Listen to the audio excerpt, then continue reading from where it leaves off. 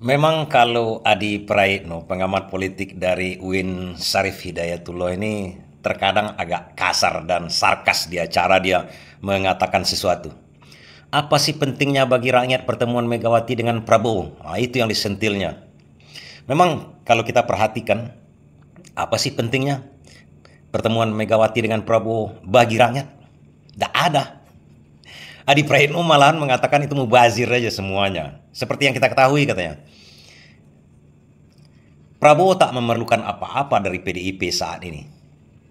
Prabowo dengan kekuatan 85,4%, 84% kekuatan di DPR tuh. Untuk apa dia membawa partai-partai yang lain lagi masuk ke koalisinya?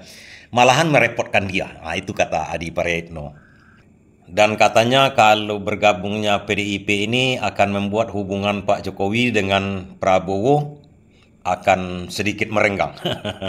Adi Praitno lagi-lagi agak mencimeh dia masalah-masalah seperti ini.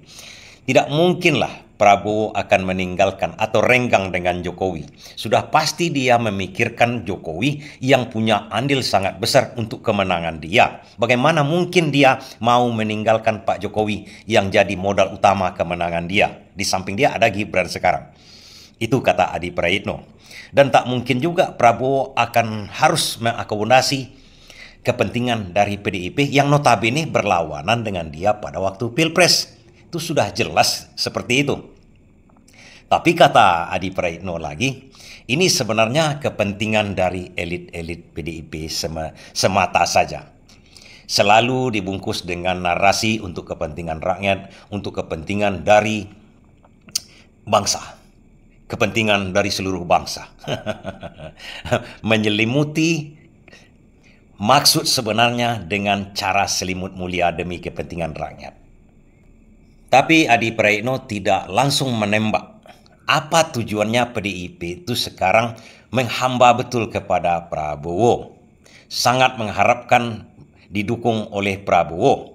Sementara Prabowo cuek baby saja sebenarnya. Yaitu ini politik, kata Adi Praitno. Kalau kita melihatnya sebagai pengamat yang dari luar juga, keinginan terlalu tingginya dari pihak PDIP itu ingin dilindungi oleh Prabowo. Dilindungi dari apa? Dilindungi dari tersangkanya Hasto yang bisa-bisa menyeret ke arah yang lebih besar nantinya. Kan narasi nasi goreng, makan pertemuan Megawati dengan Prabowo katanya akan dilaksanakan dalam waktu dekat. Itu keluar sepihak dari pihak PDIP. Dari pihak Gerindra, dari pihak Prabowo, diam-diam saja. Artinya apa? PDIP mohon belas kasihan Prabowo supaya Hasto tidak dilanjutkan perkaranya. Tidak dilanjutkan lebih membongkar yang lebih besar daripada itu. Itu saja kesimpulannya yang bisa kita lihat di sini. Karena narasi ini bergaung setelah Hasto akan ditersangkakan. Dan PDIP selalu menunjuk kepada Jokowi. Kalau Jokowi ditunjuk oleh PDIP, artinya dia menunjuk Prabowo. Bagaimana mungkin Prabowo yang sudah dikhianati oleh Megawati dengan perjanjian batu tulis? Dikhianati 2 kali kok oleh Megawati. Berjanji akan mengusung Prabowo tahun 2014, tahun 2019. Tapi tak diusung oleh Megawati. Dikhianatinya janjinya. Tertulis lagi antara Prabowo dengan Megawati. Dan kalau dia Megawati atau PDIP mengatakan antara Prabowo dengan Megawati baik-baik saja, itu dari segi Megawati. Dari segi Prabowo, kita tahu Prabowo mendambakan menjadi presiden hampir 20 tahun lebih berkecimpung di situ. Dikhianati dia untuk mencapai cita-citanya 2 kali lagi. Coba bayangkan. Apa mungkin itu tidak diingatnya? Kalau narasi yang digaungkan oleh PDIP bahwasanya antara Megawati dengan Prabowo tidak baik-baik saja, tunggu dulu, jangan bercerita seperti itu kalau ada perjanjian batu tulis yang dikhianati oleh Megawati. Tapi sebenarnya ini adalah PDIP akhirnya bertunduk. PDIP sekarang menarasikan Prabowo dengan Megawati baik-baik saja adalah minta perlindungan dari kasus pidana yang tak elok dilindungi.